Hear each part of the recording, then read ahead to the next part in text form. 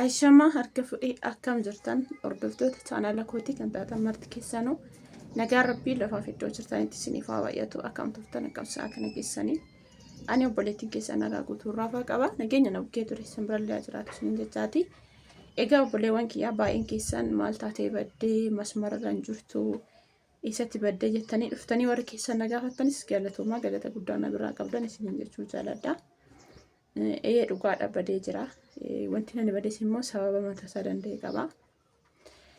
Walumaa galatti jira hin banne isinummaan jechuu fananii tarii sagaleen koo isinitti dhagahame dhiisee wanti hin beeku hin jiru. Akkuma na argaa jirtan kana maaliifi nama bifa argaan jiruun gaafatan jedhanii. Kanaaf baduun koo beekamaadha. Mootuu jireenyi bu'aa bayii hedduu qabdi. Kana jedhee isiniif hin ibsu jireenya gufuuwwan adda addaadhaan kan guutamteedha. Isaasan keessaa mootuyyuu nama jabaatetu darba akkasumas immoo waaqayyo hin dabarta'uu isiniin jedhe keessa dabartu. Kanaaf jaaladhee miti kan bade isiniin jechuu barbaada. Walumaa galatti baay'een keessa warri iyyafataa jirtanis galatoomaa galata guddaa na bira qabdan isiniin jechuu jaaladha. Ammas immoo kadhannaa keessanii na duukaa dhaabbadha.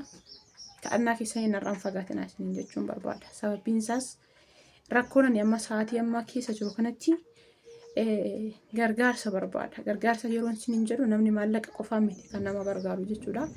Wantootawwan adda addaa wanti ittiin nama gargaaran baay'ee jira. Isaasan keessaa tokkoffaan maaliyoon isiniin jedhee kadhannaadha. Kanaaf walumaa galatti sa'aatii kanatti amma waan kana osoo isiniin jedheefis isinittis gaafii ta'a. Maal taateef jechuus dandeessa waan ta'eef tarii yeroo muraasaaf na dhabuu dandeessa masmararraa tarii guyyaa 3 walitti aansee jechuudha. Kanaafuu walumaa galatti baay'ee hin fagaadhu yoo ayyama rabbii ta'ee deebi'ee nan dhufan isiniin jedha. Aga sanatti mootu amma dandeettii keessanii kadhannaa yaadadhaa isiniin jechuu barbaada. Wanti hin jedhu isuma kana amma kanatti irra caalatti wanti na barbaachisa jedhee yaadu jechuudha.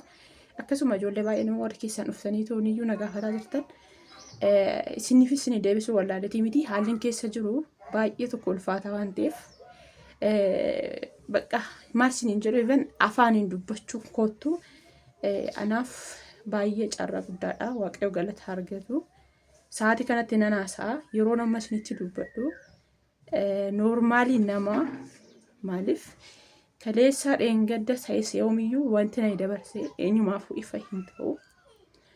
Ammootu yeroo baay'ee jireenya koo keessatti miidiyaa irra ba'ee tooniyyuu bo'uun jaaladhu yeroo kam keessattuu jechuudha. Kanaaf amma nama miidiyaa taatanii jirtanitti immoo namni isinii iyyaafata maamilli keessan isinii iyyaafata deebii kennuu waa tokko jechuudha. Callisuun furmaata sababbiin taaneef kanaaf furmaata isiniif kenne isiniin jechuu barbaada. Kan sanarraa hafee hamma dandeettii keessanitti maaliifi amma kanas kan na jajjabeessaa jiru isinuma kan na barbaada kan na iyyafataa jirullee isinuma ammas sana isinumaaf dhiiseen isiniin jedha. Irra caalatti garuu kadhannaa keessan na barbaachisa kadhannaa na yaadadha. Waan kaawwan immoo walumaan itti deemnaa maal taatee eessa dhaqxee jechuun keessan hin oolu rakkoo hin qabu gaafii keessan hubadhee ilaalee dubbisee waan jiru hamma danda'amaa ta'etti ifa isiniif gochuu danda'a. Kana bira darbiis immoo wantoota tokko na dursitanii hubachuu dandeessanii. Na dursitaniis immoo miidhamni kan koo kan maal ta'e kan badee kallattii hin yaadamne kallattii hin beekne arguu dandeessa waan ta'eef yeroo argitanis hirrifatinaa isin jechuu barbaada. Akkuma argaa jirtan kana kallattii kamiiniyyuu ooleeraanii waaqayyo waanuma keessayyuu kamiyyuu tarkaanfateedha oolcheera.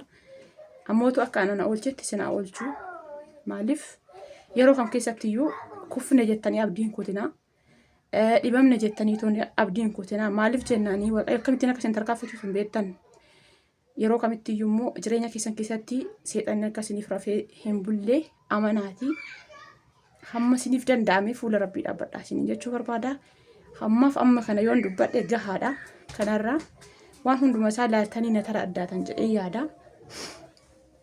Kanaafiyyuu kana jedhee isiniif hin ibsu nagaan naaf turaa. Amman deebi'ee waan hundumayyuu haala bareedaa ta'e nu hubachiisutti turtii gaariin isiniin jedha.